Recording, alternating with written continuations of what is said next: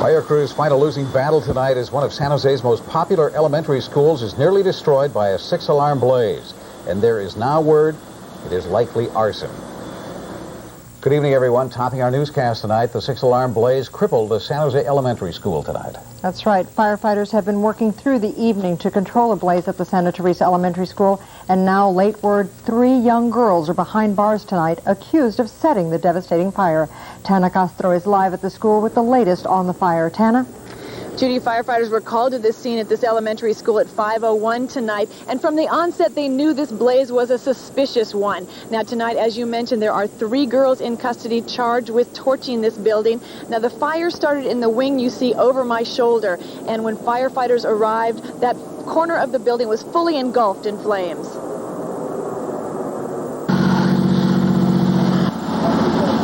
85 firefighters from San Jose, Santa Clara, and Central Fire District were called in tonight to battle this 6-alarm blaze at the Santa Teresa Elementary School. We have the north half of the building, about 2/3 of it is involved with fire, and we're trying to protect the other third of the building right now.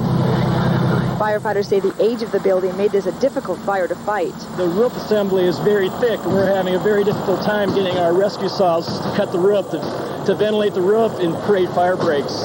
So we're forced to do a lot more interior attacks and bring the ceiling down from inside to get the fire. 2 firefighters were injured tonight, one with facial burns, the other with a sprained ankle.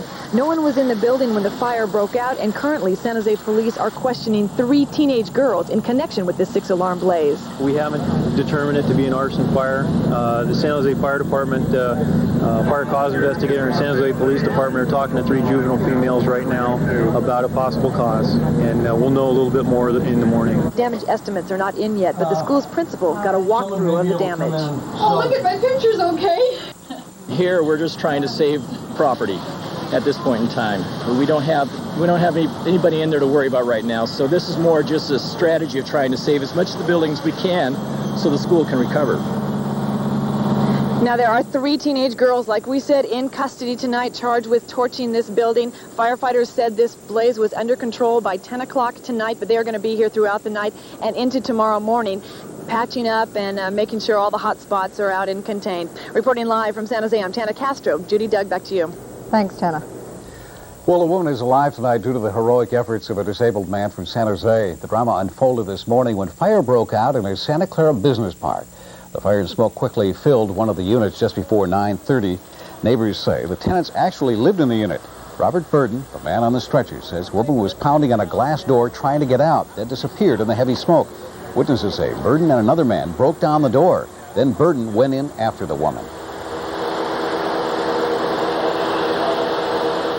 I couldn't see anything. I could only hear the woman moaning. And I told her that you had to scream or something, because if you didn't, I couldn't find you. And she was saying something like, "I'm here, please help me." And I tried to grab for anything that felt like a foot or anything. And then I felt the foot, and I just grabbed her, and I pulled her out. Robert Burden is not only asthmatic, but suffers from a learning disability. Firefighters say the woman, 33-year-old Amber Osgood, would likely have perished if not for Burden. She is currently in serious condition with second-degree burns on her face, arms, hands, and legs. Dozens of people are injured, 4 of them critically, after an explosion rocked a New York City subway train. It happened this afternoon in downtown Manhattan, not far from the World Trade Center. Deborah Weiner has the latest. The explosion occurred at 1:30 Eastern Standard Time on a crowded subway train in Lower Manhattan. More than 30 people were injured, some critically, when the blast ignited a ball of flame on a 10-car train just south of the Fulton Street station. Eyewitnesses described a chaotic underground scene. I saw a whole bunch of smoke, and there was 3 people, the Chinese guy, a white guy, and a black man. I think the black guy, he was like halfway dead, I don't know. The Chinese guy, his whole body, everything was exploded, burnt up. All 3 of them was just burnt up badly. It was terrible. Everybody was just crying and screaming. The flames shot across 2/3 of the length of the car. I've never seen anything like it. It was as if the flames had been blown from someplace. All of the injured suffered from burns or smoke inhalation. Investigators say someone on the train was carrying a firebomb in their lap. The device may have consisted of what is described as some type of glass jar filled with some type of flammable liquid with an external igniter. And that is a very basic type of device. That's information that we have at this juncture. Shortly after the explosion, New York Transit Police picked up a badly burned man at a subway station in Brooklyn. Authorities want to question a 49-year-old out-of-work computer operator at his hospital bedside. His face, arms, and pant legs were scorched after the subway explosion. Police say he was spotted in Brooklyn at another subway station after the blast. While police prepared to interview him, authorities searched his New Jersey home. An all-day New Jersey Transit police officer was on the train and tried to put out the fire with an extinguisher. From the Oval Office, President Clinton telephoned the officer and praised his heroism. We still don't know if the firebomb was intended for the Manhattan subway or if it was supposed to end up somewhere else. Deborah Weiner, ABC News, New York. Good news from around the Bay in the West tonight. A big day at Glide Memorial Methodist Church in San Francisco. In fact, the starting time for its annual holiday grocery bag distribution had to be moved up because of the large number of people waiting in line. The line was 6 blocks long, the largest turnout ever at Glide. Many people waited an hour and a half for one of the 12,500 bags of free groceries. The Navy has recovered an F-14 Tomcat fighter that crashed in the Pacific in October.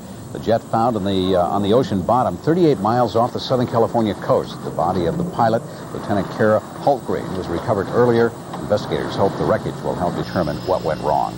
And an American Airlines flight bound for Chicago turned around on the runway in Palm Springs today when a passenger spotted fuel dripping from a wing. The plane was grounded. The passengers put aboard other flights. And at least 5 shopping malls have been evacuated in Southern California this month due to sinister phone calls, suspicious packages, and noxious fumes. Merchants are irate over the lost sales. One 8-hour evacuation cost the merchants an estimated $800,000. A major tie-up in the Santa Cruz Mountains today caused major headaches for motorists heading north. A big rig carrying 80,000 pounds of broccoli and Brussels sprouts tipped over on Highway 17 around 11:30 this morning. The accident shut down the northbound lanes until late this afternoon. The accident happened in the Redwood Estates area, closing the road, and traffic was detoured off onto Old Santa Cruz County Highway by way of Summit Road until 17 could be cleared. Some American Eagle pilots are raising new concerns about safety on that commuter airline. It comes 8 days after an American Eagle plane crashed in North Carolina, killing 15 people. 3 pilots told ABC News the airline made changes in the operating manuals regarding what to do in dozens of emergency situations. They contend the airline turned down pilots' requests for additional training. So you're going to end up with a discussion on which is the proper procedure. And if you're in an emergency situation, that's not the time to be discussing what you should be doing. American Eagle says the new manuals are simply more comprehensive and the changes are not significant enough to warrant extensive training. In other news from around the world and across the country, the families of many victims gathered for a vigil in New York tonight, 6 years to the day after a Pan Am Airlines jet exploded over Lockerbie, Scotland. 270 people died in the disaster. 2 Libyan intelligence agents are suspected in the terrorist bombing. The U.S. and the United Nations want them tried in either the U.S. or Scotland, but Libya won't turn them over. The body of a U.S. Army helicopter pilot killed in North Korea last weekend was turned over to American authorities tonight. The remains of Chief Warrant Officer David Heilman were handed over during a brief ceremony at Panmunjom in the demilitarized zone between North and South Korea. And the man who wielded a knife in front of the White House before he was shot by police died this evening. Marcelino Corniel died of cardiac arrest at George Washington University Hospital after undergoing 2 operations. Just hours before he died, prosecutors charged Corniel with assaulting a federal officer. Congressional leaders privately urged President Kennedy to invade Cuba at the outset of the Cuban Missile Crisis. This according to White House tapes released today. The tapes, kept secret for more than 32 years, covered 2 meetings held on October 22, 1962. That's about a week after the discovery of a Soviet missile site under construction in Cuba. The briefings were recorded by microphones hidden behind wall sconces in the cabinet room.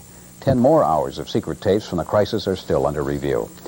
Well, Steve Schill is off tonight, but early weather goes on, so taking a look outside right now through our live Cam 11, we see it is 40 degrees in downtown San Francisco. The humidity is at 93%. The wind